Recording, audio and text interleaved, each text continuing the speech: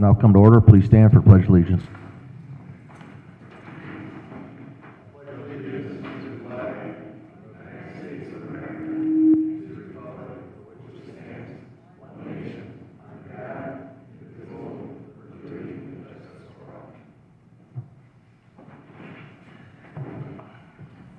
Secretary, roll call, please. Here. Sandy Sutton, Daniel Harris, Here. Ann Herbert, William Hutton, Here. Michael Tinker, Here. Kim White, Thomas White, Here. 5 present, we have a quorum. Could I have a motion for approval of minutes from last meeting? So moved. Second. A motion and a second. All those in favor? Aye. Aye. Opposed? Minutes pass.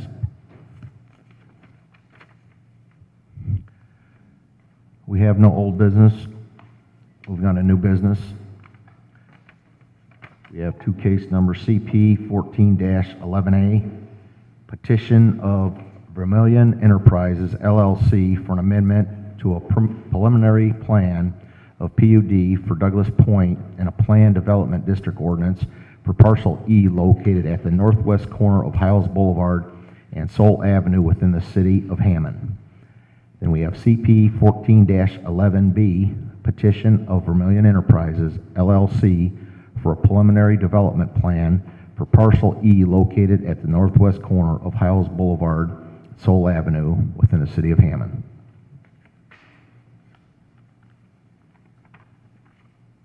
Secretary, has the notification requirements been met?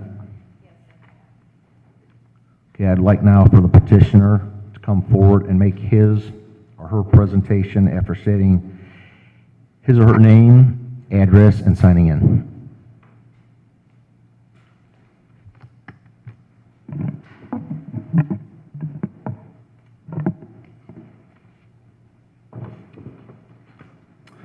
Good evening to the Planning Commission. My name is Darren Jolis. I'm with Vermilion Development.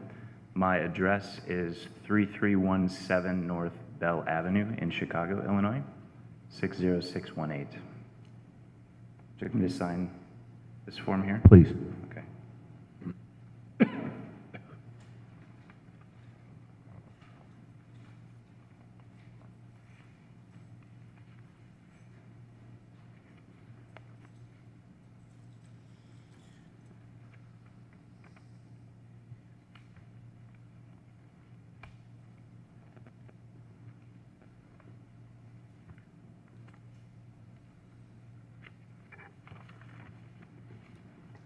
Okay.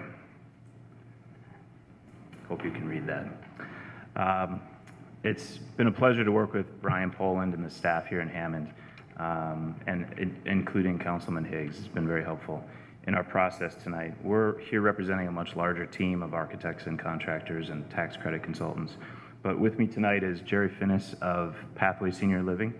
And again, we're here to talk about an assisted living facility that we would like to build and develop here in Hammond. By way of short history, Vermilion is a Chicago-based commercial development group. We are focused on assisted living, which we're here to talk about to some extent. We've also done urban infill, some student housing, as well as public-private partnerships. Recently at Indiana State, we developed the alumni Barnes & Noble facility, as well as a current project at Indiana, the IUPUI campus in Indianapolis, that's currently under construction. Pathway, Jerry is one of the founding partners of Pathway, also a Chicago-based company that operates 22 senior communities in multiple states with over 1,300 assisted living units and 600 senior apartments. We're here really to do 2 things this evening. We would like, we're requesting an amendment to the PUD district ordinance for uniform residential classification rather than the current mixed use, and also to define the development provisions for the proposed assisted living facility. And then the second item would be to put forward a preliminary development plan for your consideration. So to briefly discuss that plan, to the extent that I can show the camera and point at the same time, It is located at the northwest corner of Soul Avenue and Hiles Boulevard. This is it's designed as an affordable assisted living facility, which provides more personal care services than at-home or independent living, but not the round-the-clock services common to nursing home facilities. It is designed as a 125-unit facility for seniors, so 65 and older. It would include a range of services, including housekeeping, laundry, homemade meals, provided along with personal services, exercise, and wellness programs for the residents. Such a facility does not exist in Hammond or really the greater surrounding area. We plan to partially finance the project through low-income housing tax credits, which requires the zoning to be put in place, which is the reason for us somewhat expediting this process in the typical development cycle, because we would like to apply for the tax credits as of this August. So we are making proposing the amendment now in the process. To talk briefly about the site plan again, we are, so we're at the corner of Soul and Hiles on the northwest corner. It's currently greenfield with several trees on the site. It is residential to the west. There's a church immediately to the south, commercial to the north, and residential along the east side of Soul Avenue. The building we're proposing is entirely residential in nature. You'll see we are setting back the building from the major streets, but positioning it towards the corner of the site. We have extensive green space surrounding the building, including some landscaped garden areas in the back. There's just generally a desire to create more green space on the site to the extent that we can.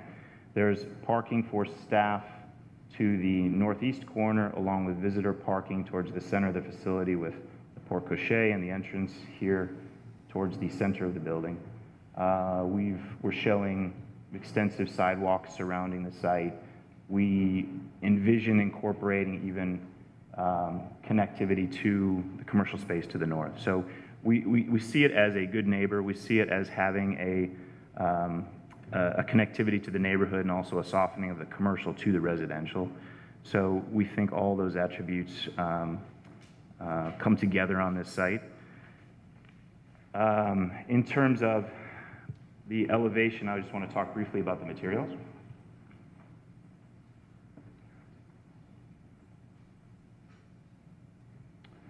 So the building itself is a combination of brick veneer and fiber cement sidings, a la a hardy siding type of product, which is both very durable, both higher quality materials.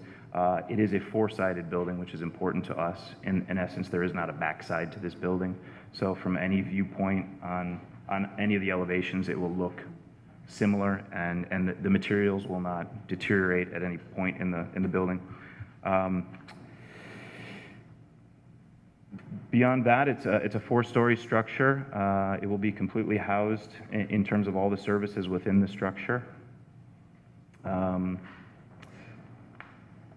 It's fairly straightforward in that sense.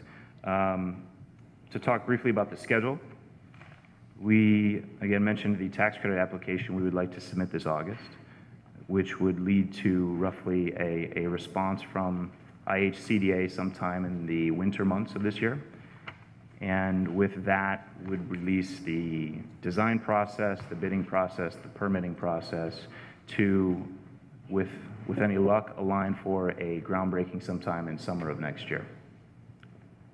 So with that, I'd ask if there are any questions I can help with the understanding of the project. Does any of my colleagues have any questions? I do, Mr. President. Mr. Hutton? Thank you, sir. I'm sorry, how many units will be in this building? 125 as proposed. Who's going to own the building? Who's going to own it? Yes. Vermillion Enterprises would be the owner of the building. Okay. Are you also own the property as well? We're the contract purchaser of the property right now, so we haven't closed on the property yet. But you will own the property Correct. At the end of the Yeah. day? Yes. That's what it's going to be. Okay. If any of my colleagues would like to see this building, I think there's one at 175th and Columbia. You could get a good how this building looks. Yes, I've been through it. It's a very nice structure. Yeah. Well, yeah, the facility at 175th and Columbia is a full senior housing facility, so the uses are slightly different. Well, I'm not talking about use, I'm just saying that my colleagues wanted to get a firsthand look of what this, how good this is gonna look. They can go see, take a look at that Okay. building. Okay. So are you making a comparison to the architecture? Yes. Sorry. Thank you. The parking, trying to count how many spaces there are, but you're allowing for, obviously, employee parking and then residents that would have a vehicle?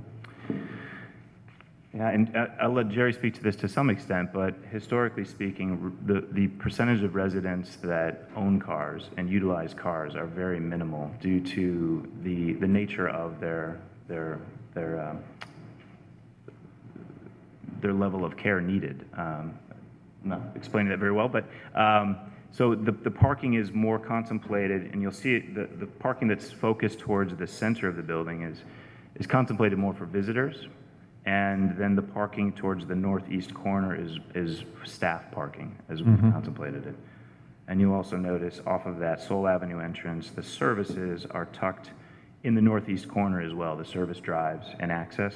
And that's really just so it's not necessarily visible from the front door. Mr. White, to, I think, also address your question, is that the parking that they are providing does meet the ratio that is identified in the zoning ordinance for assisted living facilities. And just for the record, that's 1 space per 3 units plus 10% for visitors, plus parking for employees, and that comes up to 71 spaces, and that is set as the maximum amount of parking. Thank you.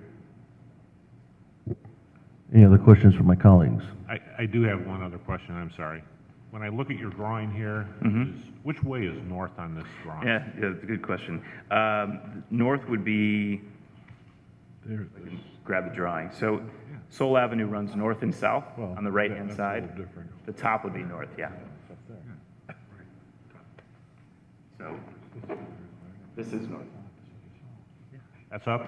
Correct. So Soul Avenue is on the right, or is it on the left? This is Soul Avenue on the right, Piles Boulevard. Thank you. Okay. Any other questions from my colleagues? Okay, now I'd like to open up the public expression. Mr. President, Yes, just a Brian. couple of things that I think that need to be clarified for Plan Commission members. There's, as indicated, there's an A and a B component of this, and I think we just need to just step back for a second and talk about the A portion. This is amending the preliminary plan of PUD.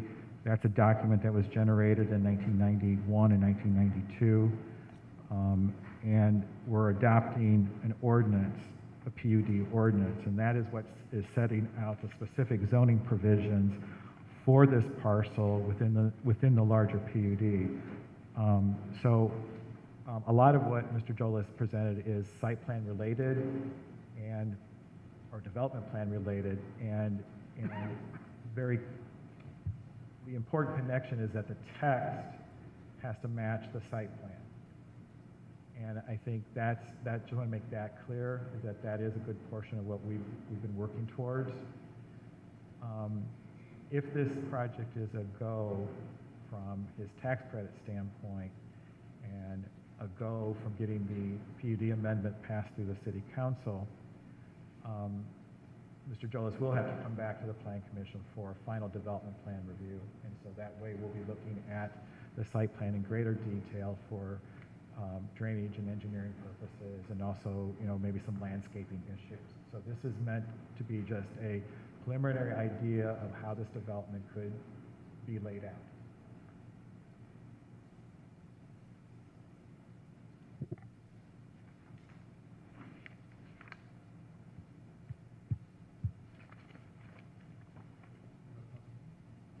Okay, we're going to open up for public hearing now.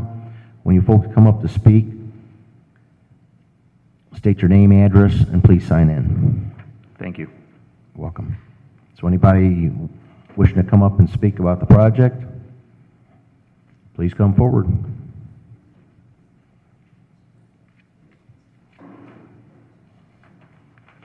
Like I said, state your name, address, and sign in, please. Lisabel Martinez, 5627 Soul Avenue. How far is this supposed to be? Is it where the stores are, or just where the grass area is? It is located in the vacant property just south of the grocery store. And it's going to fit a building for 125 apartments and parking in that little space?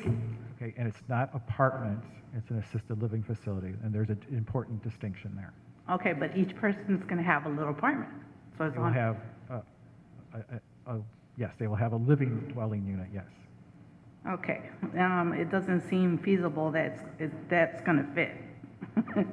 I don't. Do we have a diagram for us to see? The site plan is to your right.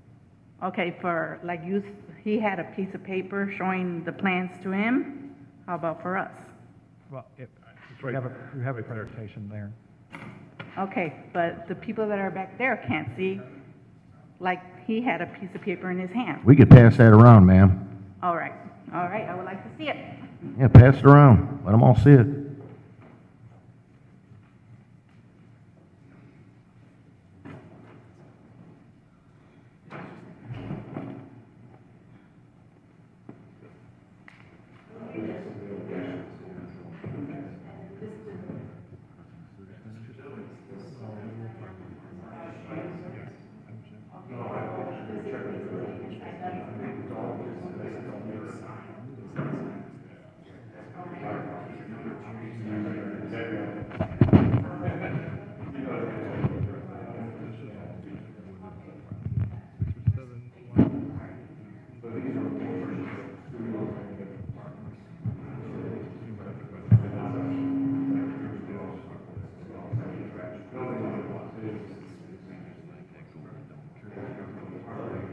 They're doing something documentary, not that it has anything to do with this, but I went back, I was driving slow. Oh, yeah.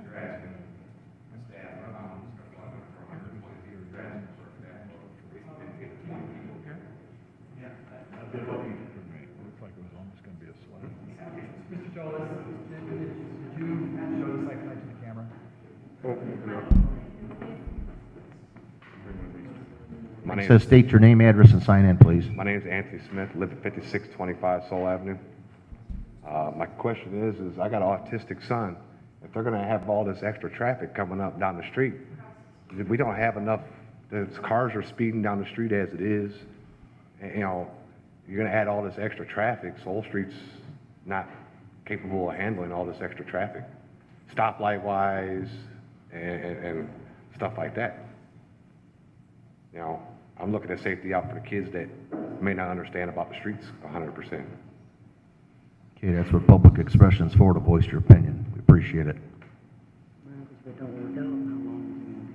Anybody else like to come before If it public don't hearing? work out as a senior home, how long do we have a guarantee it's gonna stay as a senior home and not end up with like Section 8 or, Sir, you need to address that oh, question to the. I'm sorry.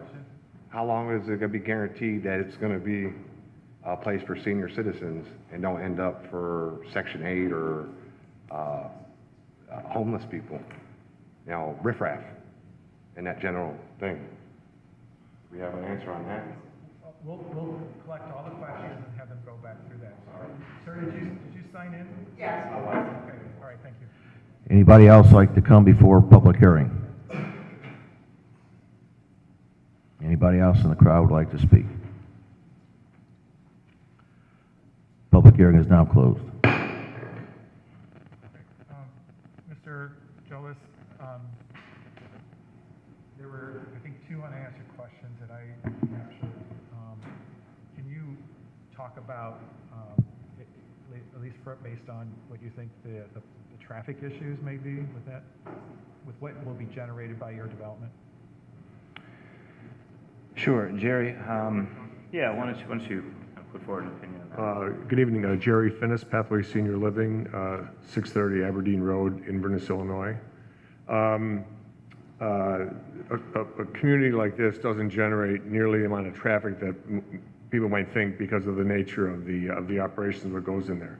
Part of the reason from an assisted living, I think you talked about parking, there's only less than 1-to-1 parking requirements are because I would imagine that few, if any, of our residents will have a car and be driving. They're there because they're frail and they really don't need to. They really shouldn't be living alone. So from that perspective, you don't have a lot of in and out traffic of the residents. You have some staff coming in and staff leaving when it's shift time. You have certain deliveries and things like that being made to the community on a regular basis, but it's not. These communities just don't generate that much traffic. You'll have visitors, but that's why the parking requirements are it's just not that busy. Will there be facilities to transport the residents to medical facilities or anything like that? Two things, yes. There will be some transportation provided for residents. We strive many times to have sort of a wellness suite within the building, which allows to have all those services brought to the residents when they're in there. Doctors can come in and visit. Many times, they end up one or two physicians have basically take care of most everybody in the community. Specialized pharmacy services that come in, so they don't have to go out to Walgreens or CVS to get their prescriptions and things, home health if needed, and therapy services if needed also. So we're trying to, as much as we can, make it where folks don't have to leave. When you're 85 years old or older and frail enough to have to live in a place like this, it's best to have them not go out. Winters are tough here, so we try not to do that. Try to bring as many services in as possible. Okay. And then I'll just indicate that at least currently, the fixed route bus service by Gary Public Transit is running along Soul Avenue at this time. That'd be great for employees. Right. Okay. The second question was what type of guarantee would be that this facility would remain as senior citizens and not be converted into another type of residential use? Well, typically this community like this that's financed with the Affordable Housing, Low-Income Housing Tax Credit Program is designated for this kind of a use through that program for at least 15 years once it's opened. So it's very regulated for the kind of use that it is, and it's specifically designed for an assisted living community. It is, while individual residents will have apartments per se, there's studios and one bedrooms and it's not suitable for family housing. It's just too small units. Okay. What happens at the close of the 15-year period? Usually there's an extended use requirement that goes beyond that for the same use. It's just that the minimum compliance period without getting technical about the tax credits, the minimum compliance period for the first round of institutional investors that'll help finance this project is they're going to be there for 15 years and maintain ownership. This extended use document, which is sort of a covenant to maintain affordability and for its intended use, will usually stay on for another 15 years.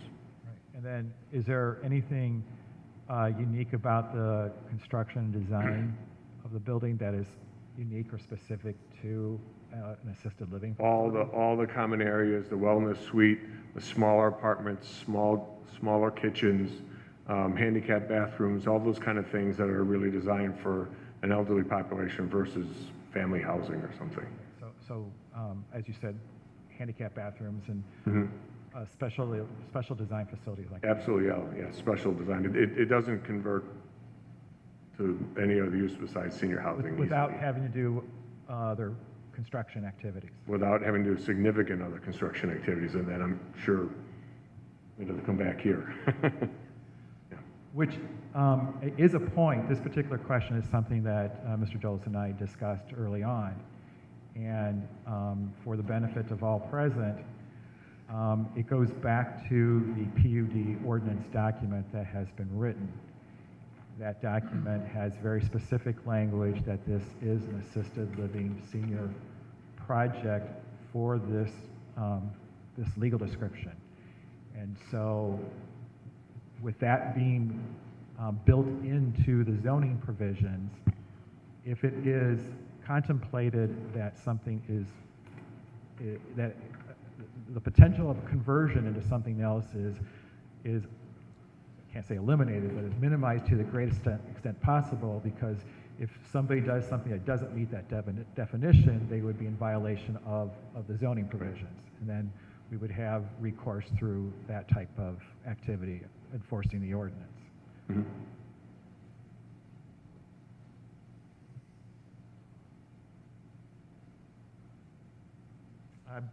Unless somebody else, Does anybody else have any questions? yeah, I believe those were the questions from the public that weren't already answered. Public? Any questions out there?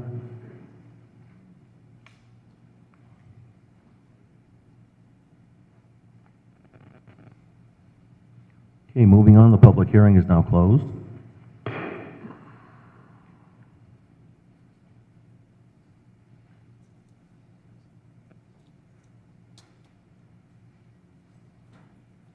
Are there any changes to the staff report or recommendations?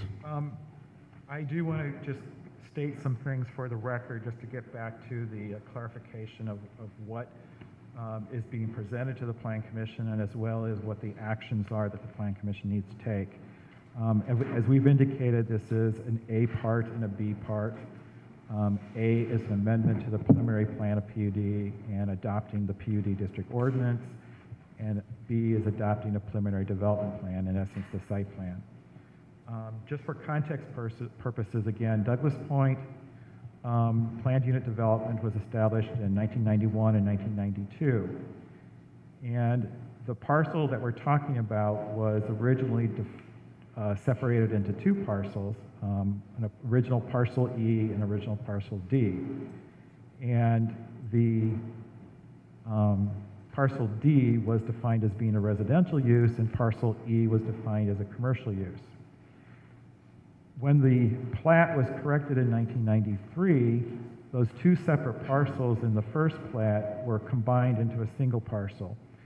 But the PUD plan document, preliminary plan of PUD, was never changed. And so that is really one of the core portions of what this project that's being presented to the Plan Commission is for, is to amend that original PUD document to have it correspond to the fact that there is a single parcel as opposed to two parcels, and make sure there is a single use classification for it.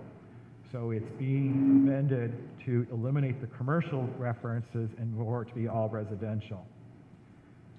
Then, as the statute of how we define PUDs has changed over time, we are now required to make it a PUD ordinance or a district ordinance. Some of the plan commissioners, you may remember that we did this for the Columbia Center development, that the most recent thing that was approved by the Plan Commission was a complete ordinance that would define all the uses for that development. So this particular document creates, there's two major sections of it. The first section lays out some general language that talks about the creation of the original PUD in the early 90s and what's being amended.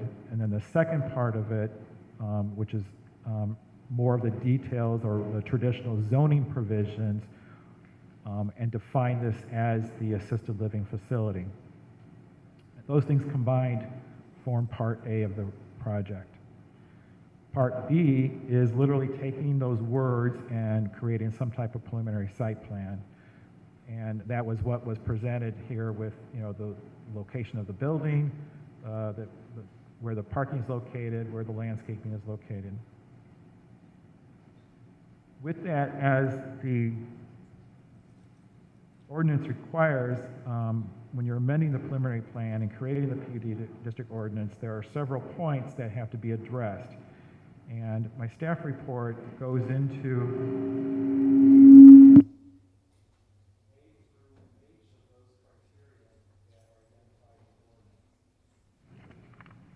and I'm just going to, I would like to go through this just for everybody's benefit of understanding this. The first question always is whether or not what is being proposed is consistent with the comprehensive plan and the zoning ordinance. And it goes back to the 1992 comprehensive plan talked about how Douglas Point was intended to be a high-density residential area or high-density development, some commercial, some residential. And so by definition of having a multi-story unit, 125 units, that's a high-density definition of residential use. So therefore, that particular provision is met. The second question always becomes, what will be the effect on the property values of the area? And where this is located is in a transitional mixed area. You have commercial on the north, you have residential across the street, you have a church to the south. And it really becomes what we refer to as a transitional area. And that type of high density is usually something that you would put next to commercial. It's separated from the single family houses by a street rather than literally, rather than having the backyards to them, to the houses. So it kind of should be a self regulating factor that there would be no negative effect on the values of all the adjacent uses. Third question always is whether or not there's adequate utilities. And generally speaking, there are utilities in the street, but the final engineering to determine if there's any other issues is subject to the final development plan. But as a general reference, we've reviewed the documents, and there appears to be adequate existing utilities within the area. Next question is talking about the architecture of the building. And in a PUD, you could have a single building, you could have a couple of buildings, and if there are a couple of buildings, you want to make sure that they are architecturally compatible with each other. And then whether or not there's appropriate parking and service areas and open spaces, and then hopefully this is operated by a common operating and maintenance unit. So this is a single building. The architecture seems to be relatively well designed, and the service areas and the open space is provided for, meets the requirements from the zoning ordinance. And they've indicated that there is a planned owner or a management company that will handle the facility once.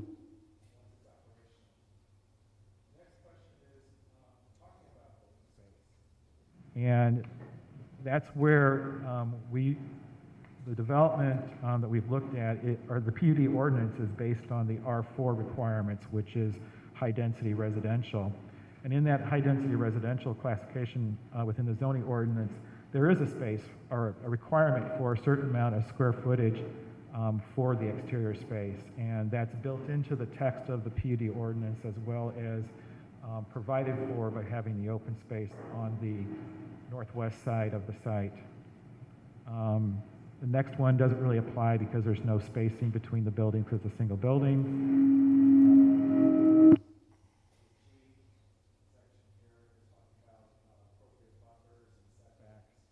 And this proposed development has greater yard setbacks than what is required in the zoning district. And then all the other requirements, or any other requirements, I've made some comment about the fact that as was discussed earlier, that the residents would not necessarily have individual cars, and so the parking ratio does meet the requirement as identified in the code citation there. And there will be some other group transportation services provided by the facility or because of the Gary Public Transit bus route on Soul Avenue. So with all that being said, staff believes that the amendment to the preliminary plan of PUD will eliminate the mixed-use designation and that it does meet the high-density requirement of the comprehensive plan and that it will act as an appropriate transition between the adjacent commercial and the residential uses. The preliminary development plan is designed in accordance with the provisions of that text, and therefore staff recommends that the Plan Commission accept the Douglas Point PUD District Ordinance and the preliminary development plan for the assisted living senior facility and forward the ordinance to the council with a favorable recommendation. And if you so agree, that you adopt this report as a preliminary findings of fact.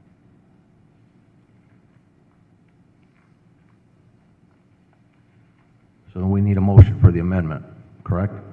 You need a motion if you choose to accept the staff report as your preliminary findings of fact. That's your first motion. I would so move. Second. Okay, it's motion by Mr. White, second by Mr. Brock. Can we have a roll call vote on that? Yes. Yes. Yes. Yes.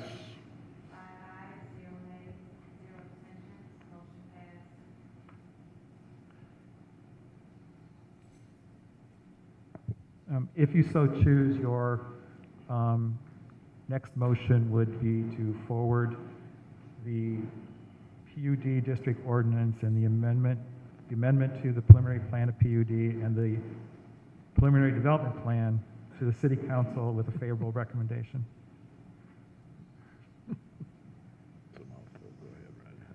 I so move. Motion by Mr. Brock, second by Mr. Hutton. We have a roll call vote on that recommendation. Yes. Yes. Yes. Yes.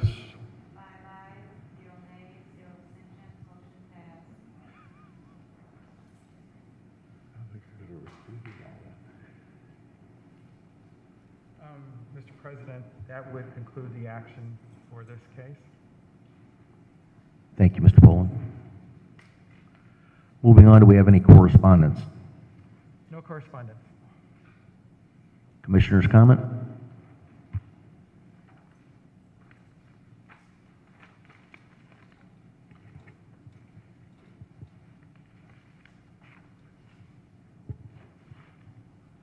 Mr. Pullen, you might want to just real briefly explain to the public what the next step is. Okay.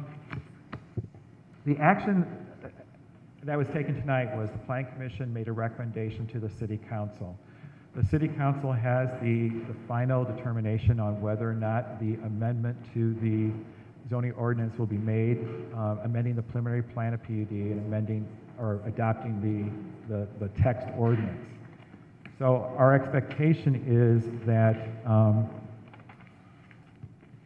the staff will be able to prepare all the documents by the deadline on Wednesday in order for this to appear before the council next Monday night. And that would be for first and second reading. And then it would, however the council chooses to proceed with that as to when a final decision is made. That's basically it. Thank you. Thank you. Any other comments, Commissioner?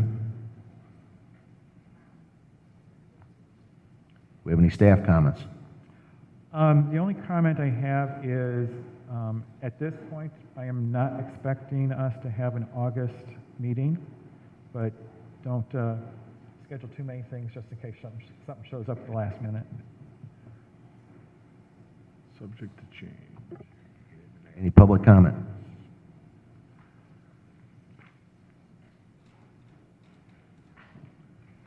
No public comment. A motion to adjourn. I'll make that motion. Motion by Mr. White. Second by Mr. Brock. Meeting adjourned.